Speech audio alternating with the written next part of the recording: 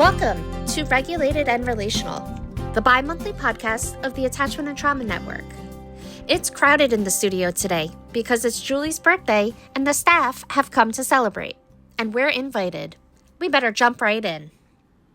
Hi, everyone. Welcome back to Regulated and Relational, our podcast produced by the Attachment and Trauma Network. I'm Julie Beem. And I'm Ginger Healy. And I'm Lorraine Schneider. And I'm Stephanie Gard. And as you can already tell, there's something that we're up to that's very different today. But all of us are here and excited to share with you from both our personal experiences and our professional knowledge what it truly means to be attachment-focused, trauma-informed, and how we can help children impacted by early childhood trauma. Today is my birthday. And because Happy birthday! Happy birthday! It's my birthday. Whoop, whoop. And because this podcast is actually airing on my birthday, I thought it would be fun to spend the day with some of my favorite people reflecting on birthdays. So I invited the staff into the studio, all of us. We're going to talk about the complexity of birthdays and birthday celebrations, but also focus on our own reflections about our own birthdays and our various seasons of life. That's what happens when you get old like me. You start doing that, right? So here they are, the entire staff of ATN in the studio at one time. There's 4 of us. Most listeners already know Ginger and me. There's Lorraine and Stephanie that are with us. And Lorraine and Stephanie, could you just quickly tell folks just a little bit about you, where you're from, what you do at ATN, the basics. Lorraine? Okay. Yeah, I'm Lorraine Schneider. I'm the Director of Special Initiatives here at ATN. I am from Frederick, Maryland, and I have 3 children, 2 grandchildren. One grandchild I actually have custody of, so she lives with us full time. My connection with ATN is that I've been on the board of directors. I've been president of the board. I joined the staff of ATN. I've been connected with ATN for, I don't even know how many years. It's been a long time. A while. Mm-hmm. Yeah, it has. Stephanie. Hi, I'm Stephanie Gard again. I am the operations manager here at ATN. My husband and I have 2 boys, one by birth and one by adoption. They are 23 and 30. That sounds old when you say it, doesn't it? It's a really, really hard number. Does. We live in Massachusetts. Awesome. So it's great to have you guys in the studio with us today. Let's start this episode by just talking about birthdays, maybe from a perspective that some of our listeners don't have, because they don't necessarily have children who live in their homes impacted by early childhood trauma. Birthdays are sometimes hard for our kids, right? And that makes them hard for the families. So let's talk about that a little bit, about what happens in adoptive families or families where children have experienced loss or trauma. Ideas, folks? I think a birthday is a huge reminder of what they lost. I mean, it's right there on the calendar, what they lost, their day that they joined their family of origin that they perhaps don't have anymore. Right. If they're in an adoption situation. Yep. It's like a big flashing, you no longer live with your birth family. Yeah. Yeah. I think the other thing from the other side is that they're another year older. And what we experienced was the fear of growing older, the fear of not having a childhood. That was always something that was really discussed when we were in therapy, but it was one of the big things that crept up when birthdays would come around. Not just his birthday, but my birthday, anybody's birthday was a cause for concern with them. Mm-hmm. Good point. My daughter, who did not have contact with her birth family for a long time, she would always wonder if her birth mom was thinking about her on her birthday. That's big, yes. Yeah. I was thinking too, like, this biological internal clock that kind of happens even for adopted kids, often even outside of birthdays. Like, we figured out early on, after 3 Octobers in a row that were just difficult. Well, October is the month that, he came home and the adoption was official. And so it was so interesting to make that connection that, there are times of the year that the body remembers, whether Yeah. it be a birthday or another event, but how significant these dates can be, cause for celebration, yes, and cause, that can cause dysregulation. So us being aware of that, and it's interesting, Stephanie, that you said too, your birthday too, like Mhm. it's just this moment of pause, right? That can bring up some big feelings. There's a lot of big feelings in my family with the birthday, meaning we're getting older, we're closer to dying. That's always been an anxiety point for them. And every year it's just one closer, one day closer to dying. So yeah, we got hit from both ends basically in the family. And so we kept our birthdays very low key. Sometimes we really didn't do anything, or if we did something, um, we might do it, without him there, so Mhm. that we could enjoy it, especially with our other son, so he could, have Yeah. a birthday where he didn't have to worry about the anxiety. And that seemed to help a lot. And it transferred into holidays too. I think we all know with holidays how difficult Yeah. it is. Yeah. And you know, yeah, I mean, December, August, like October, we know what months the Exactly. dysregulation is going to increase. And it takes trial and error, but we, by the end of them in their teenage years, we really had it worked out that we knew that there was going to be an escalation, but we also knew ideas to help him help himself. Right. Well, and I like that Ginger pointed out that it took an October before they figured it out, because the truth Yeah. is sometimes we don't know where the stuff is coming from, and then all of a No. sudden it's like, oh wait, Amen. and of course, I know that I've probably talked about this on the podcast. I know the staff knows this, but Mother's Day has always been our biggie at my house in terms of playing it totally low key, because it was Yeah. very much a triggersome holiday for us and for our daughter, and still Mhm. is to a certain extent. And so Yeah. you end up with interesting gauges around these holidays, like the holiday, the birthday or the Mother's Day or the celebration where Mhm. your child actually brings you a present for the first time, or is able to write you a thoughtful card, and for a lot of parents that happens when they're 3 or 4 or 5. Right. And for us it's happening when they're 10 or 15 or 25, because these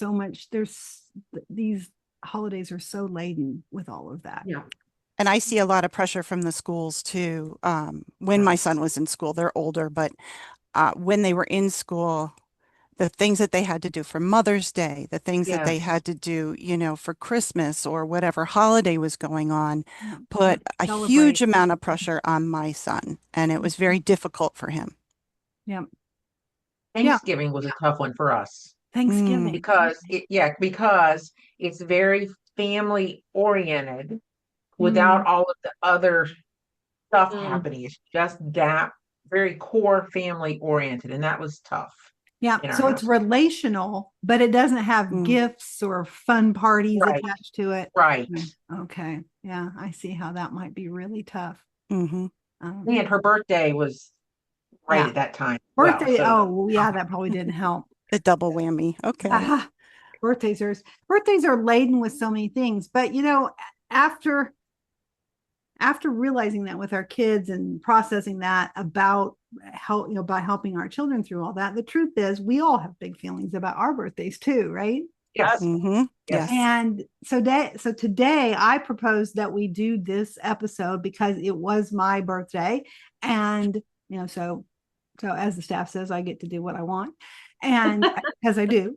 Just today. Just today. And so I want us to talk about this from two perspectives about what I'm thinking about my own birthday. And that is that birthdays are a time for reflection. And the older you get, maybe the more reflective you get.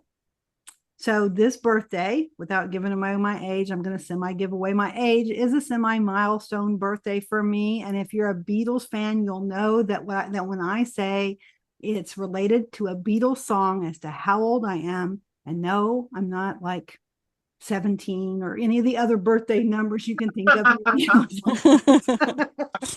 Much older than You're that. clarifying that. I'm hoping people will still need me and feed me. So there you go.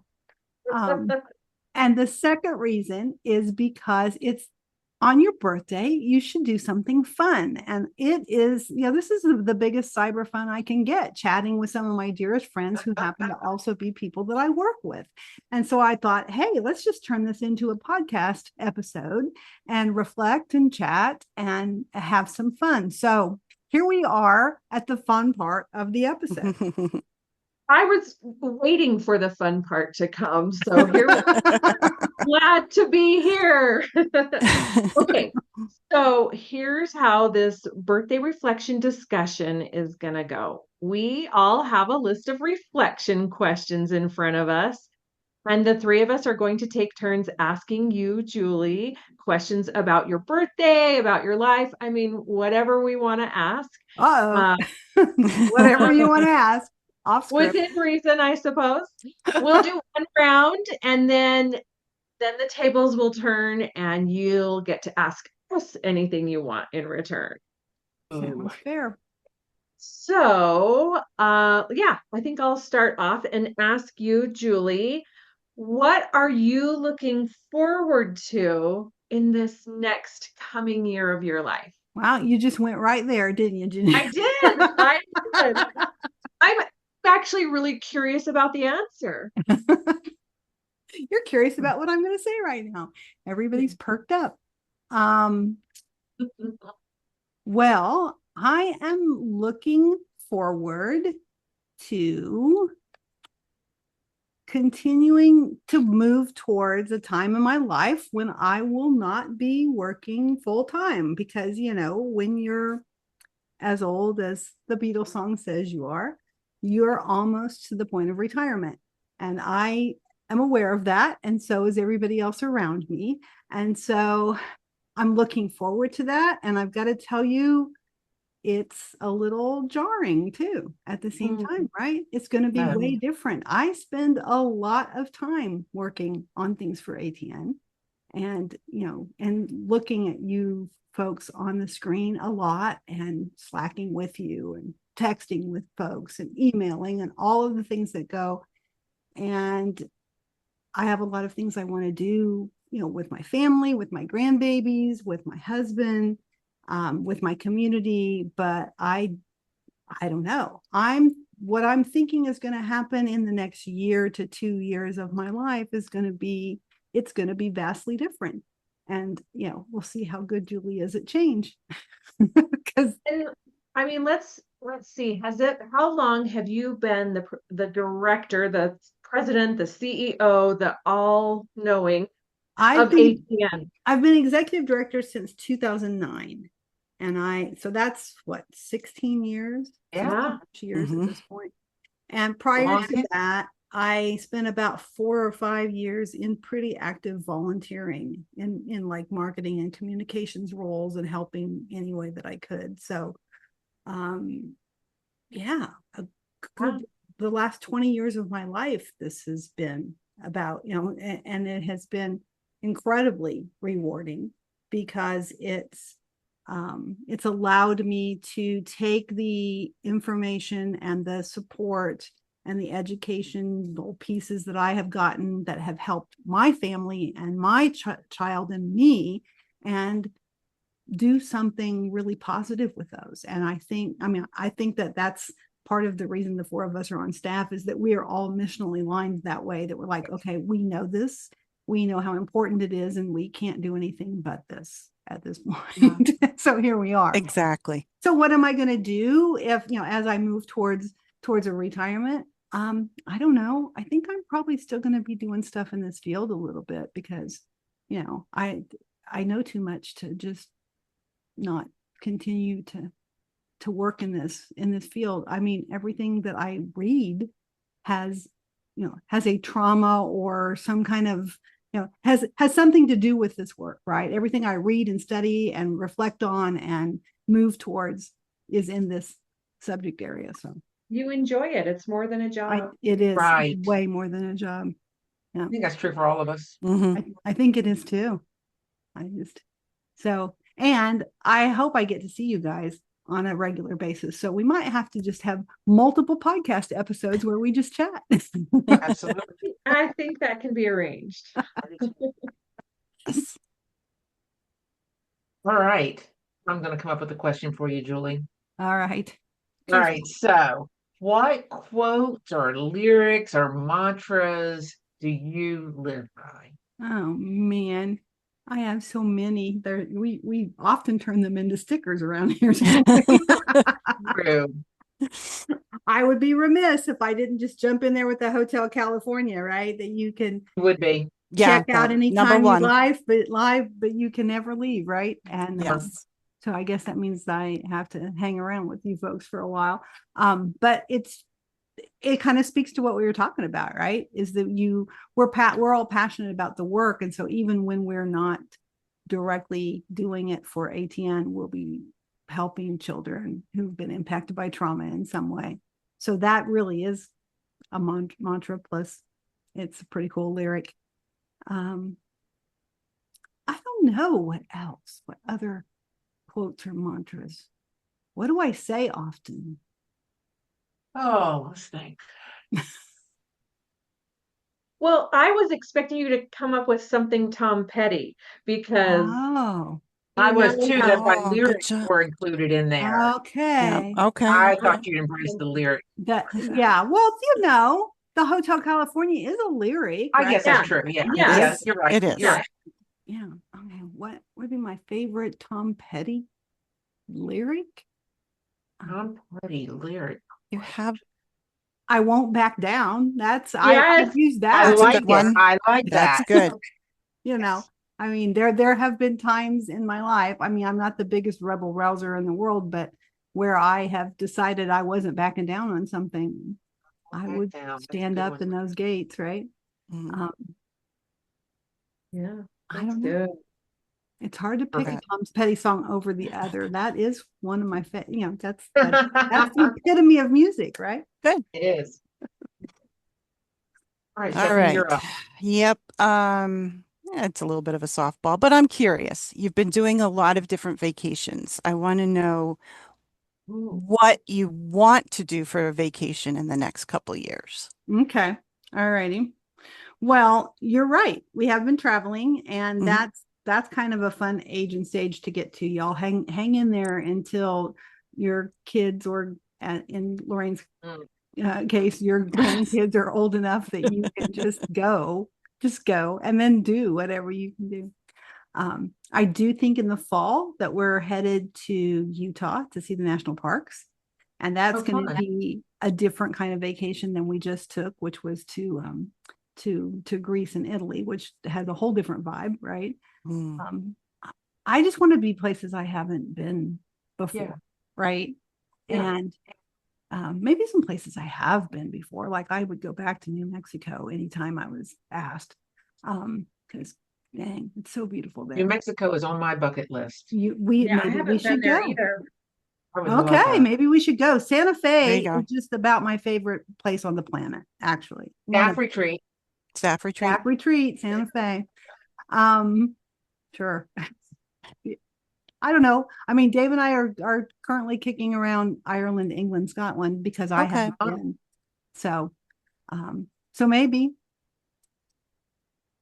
that's I like it. I just places I haven't been, because it's really strange when you travel, and especially I think when you travel internationally, if you haven't done it a lot, which I haven't, but is that you get to see how vast the world is, and you're expecting to see that it's different, and it is, but then you also realize that the people are the same and some things are very much the same.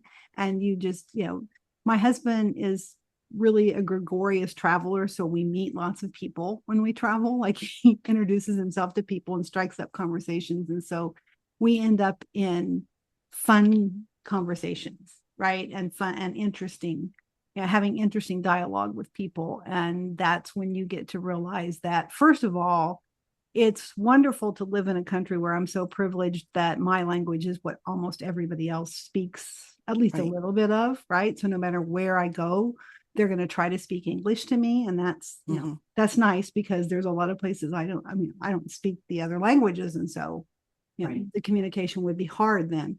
But people are the same. I mean, when we were in Greece, the driver we had at one of the events, by the end of the driving us to where he was taking us, he's showing me pictures of his 3-year-old. We're having all kinds of in-depth conversations about our families and what it's like to be a parent and a grandparent. And it was very much like he was somebody that we had met that lived, like in our neighborhood or something, because it was the same. There were a lot of similarities. Mm-hmm. It's actually a beautiful way to say, like, it's this unifying connector of humankind, yeah. I mean, you can't say them when you're with them. I mean, there really is no them when you're sitting there and he's showing you these darling pictures of his daughter on the phone and talking to us how she is learning English as quickly as she's learning Greek, because they're teaching it in the preschool. And because some words, like the word bus, I don't even know what the Greek word is for bus, but it's got about 4 or 5 syllables to it. And so when you're 3, it's a lot easier to say bus. So she's calling, every time she sees that, she calls it a bus. And I was like, that's cute. That's a very cute story. Find you're more alike than not. More alike than not. Exactly. So let's turn the tables a bit, and let me ask you guys some questions on this list, because I don't want this to be a one-way conversation. All right.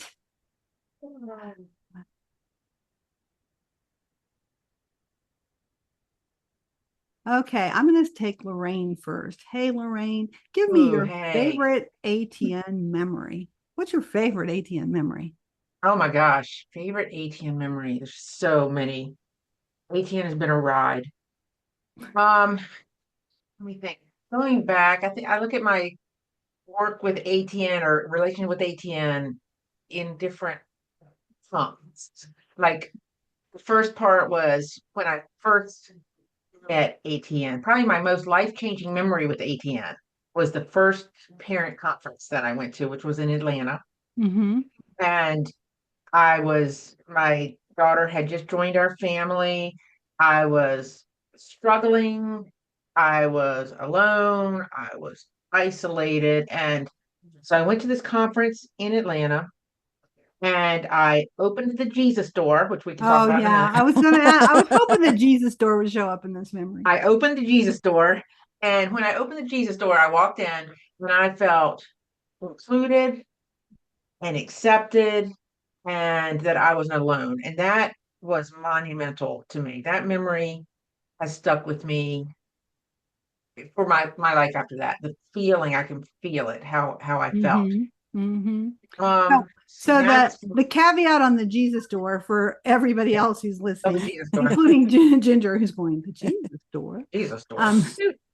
Our first parent conference was at a church retreat facility, and they had this beautiful 3D relief of Jesus on the front door, where you literally had to pull the door open with his hand.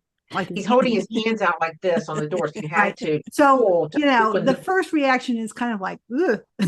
Like, you're a little overwhelmed with it. But then it kind of became, it sort of became a running commonality and almost a joke. Everybody was like, but it's funny that Lorraine said she felt immediately included and belonging when she opened the Jesus door. So, to ATN. Yeah, And that does not mean ATN's religious in any way, shape, or form. Let's make sure that right. Right, right. but but yeah. Keep going with your memories.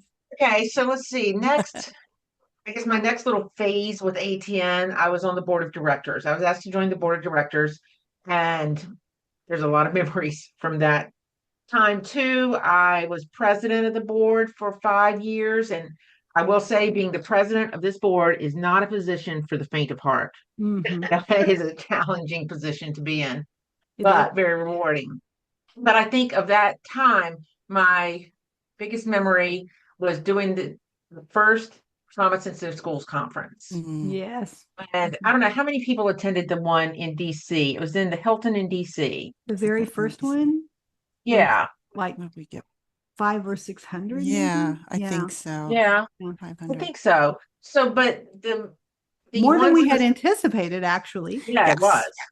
The memory that I have the most about that is I walked into the ballroom of the Hilton in DC, the very first keynote that we were having, and I looked over all the people in that room, Mhm. and I thought, all of these educators came just waiting to learn how to change lives of students Mhm. based on speakers and preparation that we as ATN had assembled.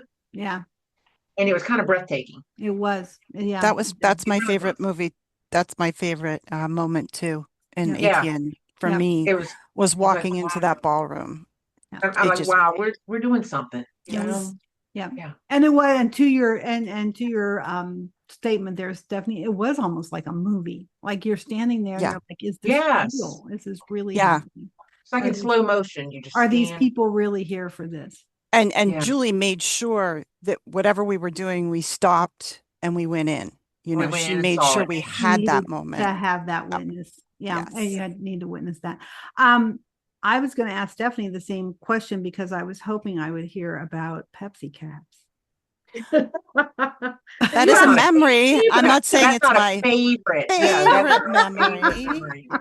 However, it really, ATN's history is just, and I know, you know, in the podcast, you've talked about some of our history, but it's just fascinating how we've come across these different ways of continuing the mission, continuing with ATN.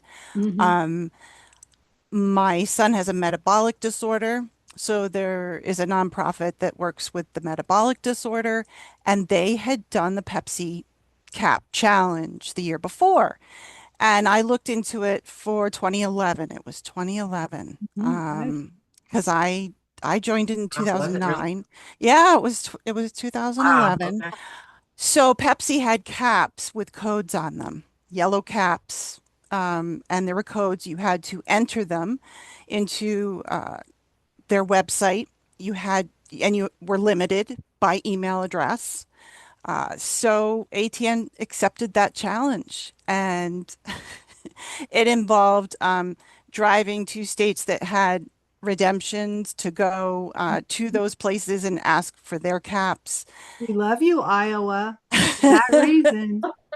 Massachusetts does it as well. We still have our 5 cent redemptions. So you throw a box down and you collect caps. And what a process that was. At the end, we had caps being shipped in.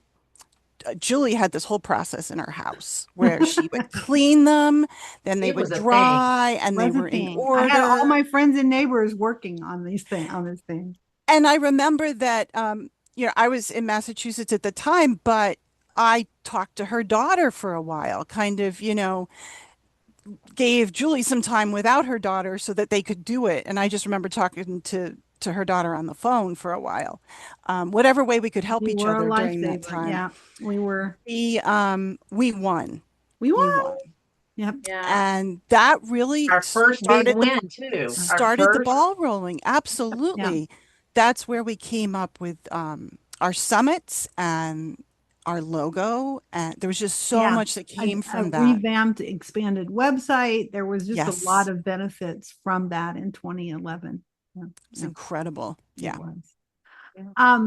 I'm going to stop us for a second and give us an opportunity to take a break. When I come back, I'm not finished asking these ladies questions, but in particular, while we're on the ATN memory one, I want to hear Ginger's memory, especially a certain trip to Washington, D.C. So we'll be back. Yes. All right. And we're back. And I was asking for favorite ATN memories and heard from Lorraine and from Stephanie, but I would like to know, Ginger, can you give me a favorite ATN memory? So many to choose from. And okay, before I get into like the amazing Washington, D.C. memory, I guess I just want to, like, as I was thinking about this, I feel like I've had so many pinch me moments where Yeah, I'm like, sure. my job. How does anyone, don't ever, Right. I love Yes. my job, and to be able to rub shoulders with heroes like Bessel van der Kolk Yes. and Mona Delahook and Nadine Burke Harris and Yep, Stephen yep. Porges, like there are so many times where I have just sat there and gone, is this my life? So Mhm, thank mhm. you for that, and for the daily. It's true. It's true. I just Yeah. love my job. And I kind of came to it in a really She came to it in a fun way, in a very fun Ginger-like way. way. Yeah. I know where she's going. Well, in 2016, I found myself in Washington, D.C., accepting the Angels in Adoption Award. Mhm. And every state got to nominate, a winner. And so I got to represent Utah. And I remember your probably first memory of me is on the bus. I remember that opening ceremony where we locked eyes and you and Lorraine, Julie and Lorraine were at the booth, and I was like, oh my gosh, the Attachment and Trauma Network, because Okay. Right. I had been working in the field of international adoption for years. We're talking Yeah. like 15 years. And so the Attachment and Trauma Network had been highest on my list of resources and supports for adoptive families. And so then to like meet you face to face and go, you guys are ATN, it was really a full circle moment for me. It was. No, we got the Angels in Adoption Award as the Attachment and Trauma Network due to Lorraine's nomination. That we had, well, for the last 2 or 3 years prior to that, had different folks within our network propose us to their senators. Senator Van Hollen of Maryland took the proposal and said, let's, interviewed us and said, yes, I want to sponsor you as winners. And so that was exciting. So That was thrilling. it was very thrilling. So Lorraine and I did attend that opening session and have a booth there, because that was one of the things that they offered us to do, so we could talk to the rest of the angels about our work, which was great. Yeah. Yeah. Yeah, and there was just so many fun things that we did throughout the week. That was my very first time in Washington, D.C. Oh, And was it? Which is Washington- what hilarious about this story. I get to tell it if you aren't going to tell it, Ginger, because from your perspective, tell it. probably feels different. At do one tell. point, we got, there were so many things we had to do. We had to meet with these senators and this situation, and like this breakfast and this, and this meeting and this and that but one of the things we could do was take a bus tour of DC. It was not my first time in DC. My sister-in-law lives there. We go almost every year. But I'm on the bus with Lorraine, who lives just outside of DC. So we, but we're here on You're the. like, oh yeah, we're And old here's school. this woman who at first I thought actually worked for Angels in Adoption and was part of the tour guide, because she was I up did out too. of I her thought you were the seat tour and she guide. was going, there's the Capitol building and this is the Smithsonian, like everything on the mall. You were identifying everything and you were talking about them. And I was like, man, this person is really excited to give us this tour. And I didn't know it was because you were seeing all that stuff for the first time. so sad that like everybody on the bus was just like going on a bus through downtown Detroit, or I don't know, somewhere. I'm like, look at the window. There's the Capitol. I mean, the real tour guide, I just did not feel was doing her She job. didn't quite have the same level of enthusiasm that you did. They're like, where did they find this tour guide? I'm thinking, who is this woman? And then when we found out that you were one of us, it was like, well, we have to get to We know need to up our enthusiasm game. Yeah. Well, and so after that, I mean, of course, we grew closer and got to really know each other better on that. And then, I don't know, shortly after that, I was in a job transition and I was trying to figure out what to do with my life. And I thought, well, at the minimum, I want to be more associated with the Attachment and Trauma Network. I'm going to call Julie Beem and see if I can volunteer. And Julie said, your nose must have been itching. We just had a meeting and we're looking for someone to fill this program director position. So anyway, the rest is history, but yeah, all meant to be. It was all Great. meant to be. Okay. So what should we do next? Do you want me to ask you guys more questions? Is there something burning on this list you want to ask me? Who wants to go? I'll ask you a question. Sure. What have you learned since your last birthday? What have I learned since my last birthday?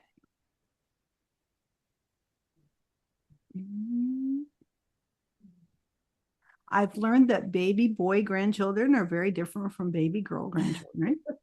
Okay. I've learned that Croatia is a prettier country than I thought it was going to be. Oh. I've learned that we really need to up our game on trying to help therapists and counselors become both trauma informed. Well, three things: trauma informed, neurodiverse aware, and grief and loss informed, because I think that those are three areas that maybe therapists and clinicians are not still getting enough background and training at the education level. And those are three of the biggest needs that I see for children in needing that kind of support. So that's like a serious learn, right? yeah. Amen. And I've learned, I think we talked about this before we hit the record button. I continuously learn not to take myself so seriously and to go ahead and take the chance or take the risk to say or do something that I might not have said with my younger self. Because I have always been, I used to be incredibly introverted to the point of being shy. I've always, that's been a constant for me to have to sort of move out of that and be a little more bold. So I've become bolder as I've gotten older. I like that. Yeah, that's a great gift, I think, that comes with age. I do. I think it does come with age. Comes with age. It's and that's why there's all those red-hatted ladies everywhere, right? Or purple-hatted ladies, whatever color their hats are. You're right. Okay, so Ginger, let's find one for you. What's your favorite birthday memory from childhood? Let's just ask it. Well, I have a couple memories that stand out.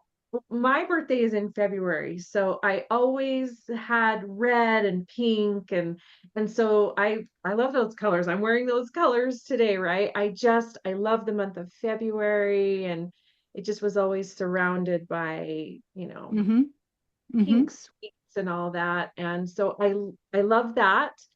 And so I have this memory of this cake that had the little conversation hearts on it. And, that's really kind of a simple thing, but it reminded me like the simplicity. That's what I loved, was really, it was just all about me being celebrated, having that moment that's just all about me, and how powerful that is. Because I think birthdays at least in my house, have become more complex, or It I want can it be, all yeah. just to be about that simplicity of Yep. it's your day and here's a Well, cake, it's so cool that your memory is tied to it being my birthday's in February. And so it's kind of a Valentine's Day theme with the colors and the decorations, because my birthday in July, I spent the first probably 6 or 7 years of my childhood being pretty convinced that the fireworks were about my birthday. for you. That explains so That much. explains so much, doesn't it? I Maybe my you're a firework. my Exactly. my birthday and my cousin's birthday on the 3rd of July were generally celebrated on the 4th of July as Course. a family, right? Makes sense. So we shared a Mhm. birthday cake, which didn't bother me. What was really, but I just assumed all the kids got fireworks on their I mean, like I knew my siblings didn't, but it was just like it was somewhere in my brain thinking these fireworks are for me. Yeah. Yeah, Yeah. why not? Why Yeah. not? Why Mhm. not? I love that. Yeah. I see with my 6-year-old granddaughter, birthdays are a huge, huge thing with Mm-hmm. all kinds of fanfare. But it's not, they've become more than just celebrating birthday person. Mhm. Yeah. And I think we need to go back to that. Just That simplicity. that's what it's Mm, about. yeah. Mm-hmm. And that's what you're going to remember. You're not going to remember all of that extra stuff. Yeah. You're I going to could. remember how you felt. And, That's it. you know, Yeah. Yeah. Yeah. So good, Lorraine. Yeah.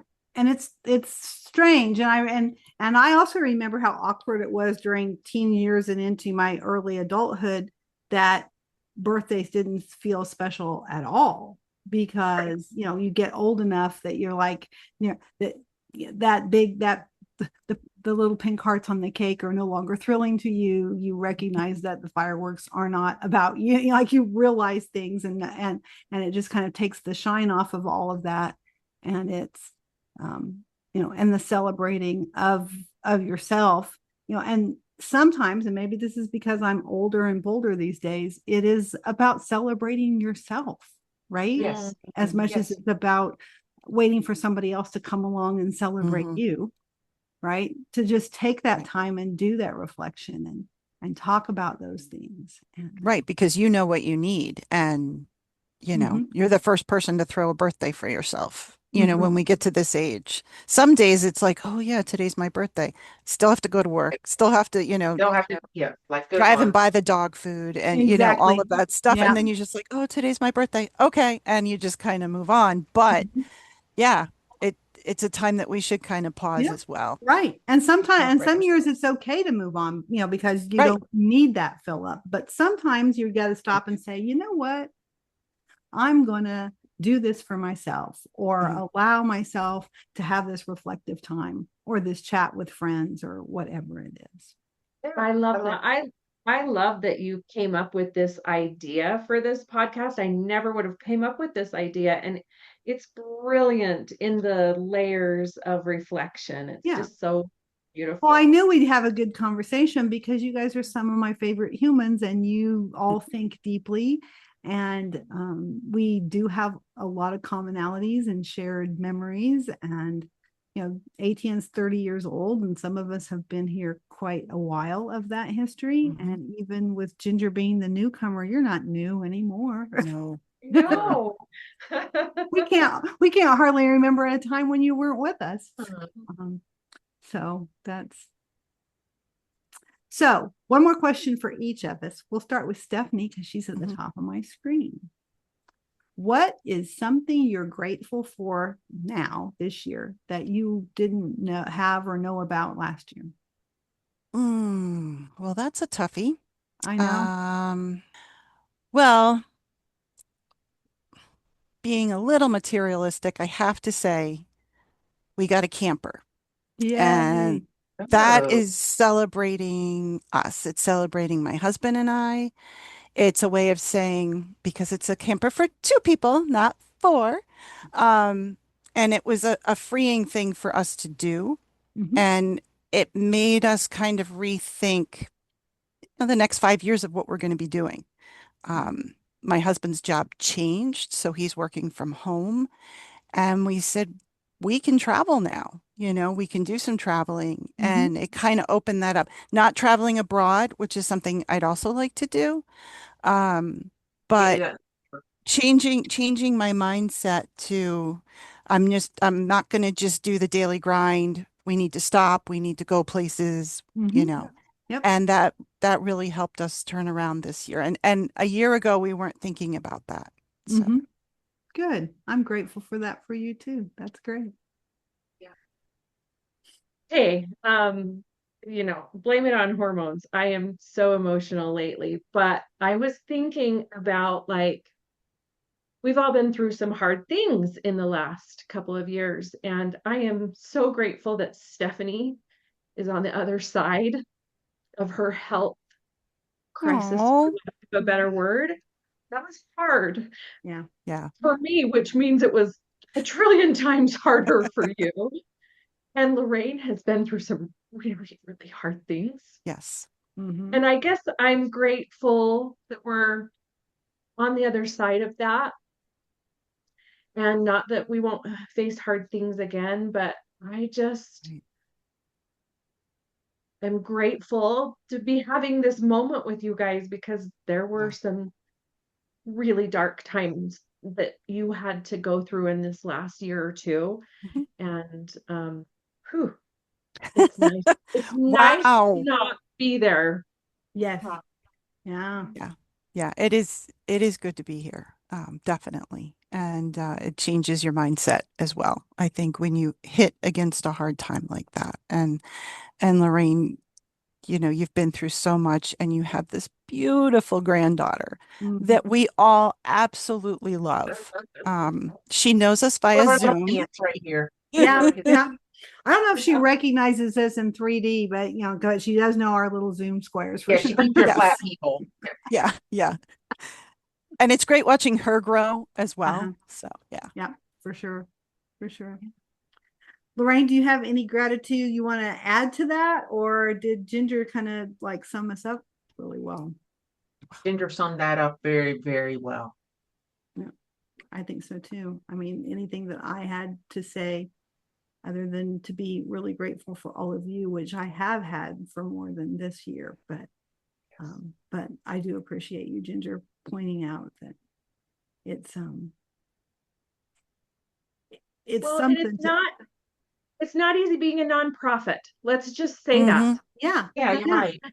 Well, it's something for us individually to live through hard times, but I think the beauty of it is that we're all witnesses of each other's hard times, and that means, because we're all empathetic folks that work at this nonprofit, that we're grateful that everybody's in a better place than we've been. Yeah. And it's just a special setup that we have, the four of us, the way ATN is organized. When I got my diagnosis, I want to say, I think it was Lorraine and Julie too. They were immediately saying, should I fly up now? Should I come see you now? Yeah. My first response. Yeah. And wow, You do have a tendency to hop on buses or planes pretty fast. And Absolutely. when Lorraine went through everything that she did with her family, Julie and I did get down to Maryland and go up to Maryland. And there's no hesitation with the four of us. I think what we've all been through, even with our children, we're authentic. That bonds us right there. Yeah, we're real about it. And to be with other people who are authentic and real is kind of our norm. Yeah. So, I will never forget Julie saying, so when do you want us to come see you? After my daughter had passed. And I'm like, yes. come see me. She said, yeah, we're coming to you. We're coming to you. Yeah. And you It did. wasn't And it was such a comfort to have you there. And I remember we went axe throwing, which was I haven't been axe throwing but since I was then. going through like, give me that. And I remember awesome. Stephanie sleeping on my couch. And So somebody got some food poisoning while they were there. Yeah. and- I wasn't going to mention she also slept on the bathroom floor, but that's okay. Yes, Lily knows me a little differently. Yes. Yes, You she got a does. lot of favorite ATN memories. I see them coming up. Some of them maybe not suitable for public, but yes. You know, the thing I wish for folks that are listening to this right now, I wish for you the friendships and connections that we obviously have here, and we all probably have them in other aspects of our lives too. But yeah, I'm grateful for that, and I hope you all have friends that would drop what they were doing and come to you if you needed them to. It's really a silver lining. Yeah. To everything we've gone through, to come out and have these bonds that are so strong. Yeah. It's important. And it's been a fun way to celebrate my birthday. Thank you guys for joining me in here today. Thank you. Happy for inviting us to- birthday. Thanks. Thank you for inviting us to your party. Yes, this has been great. Where's the cake, y'all? I know. Bye, everybody. We'll see you next episode. Bye. And that's a wrap for this episode of Regulated and Relational. In our next episode, Ginger and Julie dive deep into empathy, what it is and why it's so important. We don't want to miss that valuable session. A special thanks to Joe Kramer for donating the music. To learn more about the Attachment and Trauma Network, visit us at www.attachedtrauma.org. I'm Lauren Cassis, and as always, thank you for listening.